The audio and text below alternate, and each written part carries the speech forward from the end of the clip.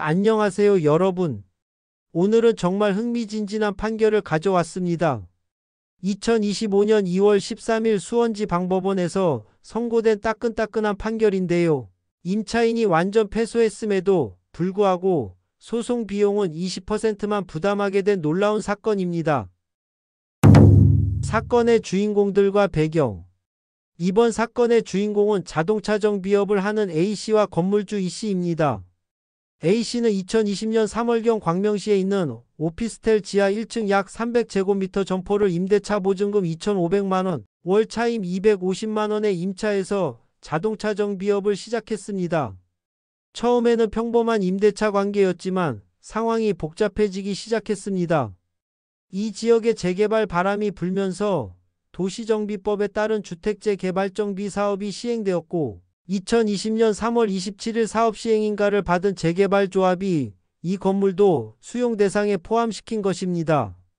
재개발과 임대차 계약의 운명적 만남.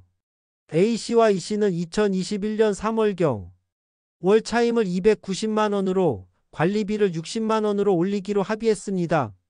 그리고 재개발 상황을 고려해 2022년 3월 17일에는 임대차 기간을 수용재결 재심, 이번 완료 시까지로 연장하기로 했죠.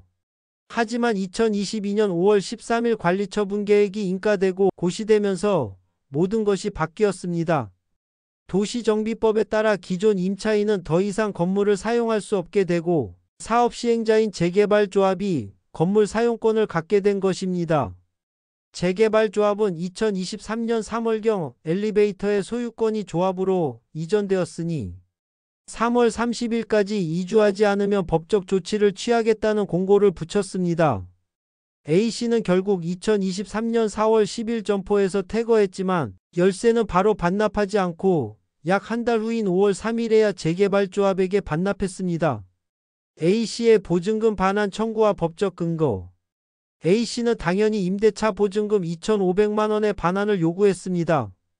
도시정비법 제70조에 따르면 재개발로 인해 임대차 목적을 달성할 수 없게 된 임차인은 계약을 해지하고 임대인과 사업시행자를 상대로 보증금 반환을 청구할 수 있거든요. A씨가 제기한 소장부본이 2023년 3월 30일 E씨에게 송달되면서 임대차 계약이 적법하게 해지되었고 법원도 이 부분을 명확하게 인정했습니다. E씨의 치열한 반격 5가지 항변. 하지만 E씨도 가만히 있지 않았습니다. 여러 항변을 제기하며 보증금에서 차감해야 할 항목들이 있다고 주장했습니다. 첫 번째 항변 미납 차임과 부당이득금. E씨는 A씨가 2023년 2월부터 차임을 안 냈고 계약 해지 후에도 5월 3일까지 점포를 점유했으니 그 기간에 차임과 부당이득금을 공제해야 한다고 주장했습니다. 법원은 이 주장을 부분적으로 받아들였습니다. A씨가 2023년 2월 19일부터 계약 해지일인 3월 30일까지의 차임을 미납한 것과 계약 해지 후 3월 30일부터 실제 퇴거한 4월 10일까지의 부당이득금을 인정했습니다. 하지만 4월 10일 이후부터 열세 반납일인 5월 3일까지는 달리 판단했습니다. A씨가 이미 2023년 3월 23일 새로운 사업장으로 변경 등록을 하고 다음날 사업자 이전 등록을 마쳤으며 4월 10일까지 새로운 사업장으로 이사를 완료해서 실질적으로 점포를 사용하지 않았다는 점을 인정했기 때문입니다. 두 번째 항변 원상 복구 비용. E씨는 점포 원상 복구 비용 636만 9,880원도 공제해야 한다고 했지만 법원은 이를 단호히 거부했습니다. 어차피 재개발로 건물이 철거될 예정이라 원상 복구 비용이 실제로 발생한다고 보기 어렵다는 합리적인 판단이었습니다. 세 번째 항변 연체료. 임대차 계약 특약의 차임 연체 시 월 10만원씩 보증금에서 공제한다는 조항이 있었습니다. A씨가 2월과 3월 2달간 연체했으니 20만원이 공제되었습니다. 네 번째 항변 동시이행. E씨는 점포를 인도받기 전까지는 보증금을 반환할 수 없다고 했지만 A씨가 이미 5월 3일 점포를 인도했으므로 이 항변은 받아들여지지 않았습니다. 결정적인 다섯 번째 항변 변제. 여기서 놀라운 반전이 일어났습니다. 1심에서는 A씨가 일부 승소해서 E씨가 약 1,998만 원을 지급하라는 판결을 받았는데 E씨가 항소한 후 실제로 돈을 지급한 것입니다. E씨가 1심 판결 이후 A씨에게 직접 1,480만 원 2023년 12월 12일과 93만 1,700원 2023년 12월 22일을 송금했고 재개발조합도 2024년 1월 9일 A씨에게 534만 8,731원을 지급했습니다. 법원의 정밀한 변제 충당 계산.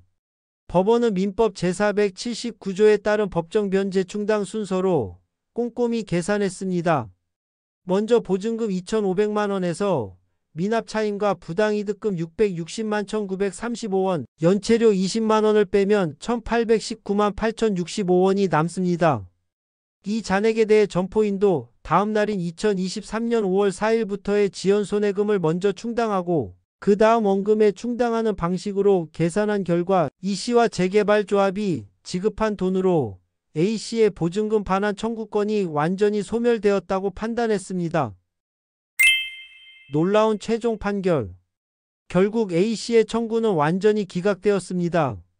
1심에서는 A씨가 일부 승소했지만 항소심에서 완전히 뒤바뀐 것이죠. 가장 흥미로운 포인트 소송 비용 분배의 놀라운 반전. 여기서 가장 흥미로운 부분이 나옵니다.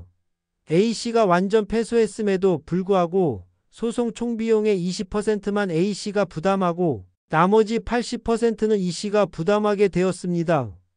이는 민사소송법 제99조에 따른 법원의 재량적 판단인데요. E씨가 1심 판결 이후에 변제를 통해 분쟁을 해결했다는 소송 경과를 고려한 것입니다. 즉 처음부터 적극적으로 변제했다면 소송 자체가 불필요했을 것이라는 점을 반영한 매우 합리적인 판단이었습니다. 이 사건이 주는 깊이 있는 교훈. 이번 판결은 여러 가지 중요한 교훈을 줍니다. 첫째, 재개발 상황에서의 임대차 관계는 단순하지 않습니다. 도시정비법에 따른 권리관계 변화를 정확히 이해해야 합니다. 둘째, 소송 과정에서의 변제나 합의 노력이 최종 소송 비용 분배에 큰 영향을 미칠 수 있다는 점입니다. E씨처럼 판결 후라도 적극적인 변제 노력을 보이면 법원이 이를 긍정적으로 평가할 수 있습니다. 셋째, 임대차 계약의 특약사항들 연체료, 원상복구 등이 실제 분쟁에서 어떻게 적용되는지 명확히 보여줍니다. 특히 재개발로 철거가 예정된 상황에서는 원상복구 비용 청구가 어렵다는 점도 중요한 판례입니다. 넷째, 변제 충당의 법리가 실제로 어떻게 적용되는지 구체적으로 확인할 수 있었습니다. 지연손해금부터 먼저 충당하고 원금에 충당하는 순서가 최종 결과에 결정적 영향을 미쳤습니다. 이 사건은 복잡한 부동산 개발 과정에서 벌어질 수 있는 다양한 법적 분쟁의 전형적인 사례이면서 동시에 소송 전략과 비용 분배의 묘미를 보여주는 흥미진진한 판례였습니다. 여러분도 부동산 관련 계약을 하실 때는 이런 복잡한 법적 관계들을 미리 꼼꼼히 확인하시고 분쟁이 발생하더라도 적극적인 해결 노력을 기울이시기 바랍니다. 오늘 판결 설명은 여기까지입니다. 시청해 주셔서 감사합니다.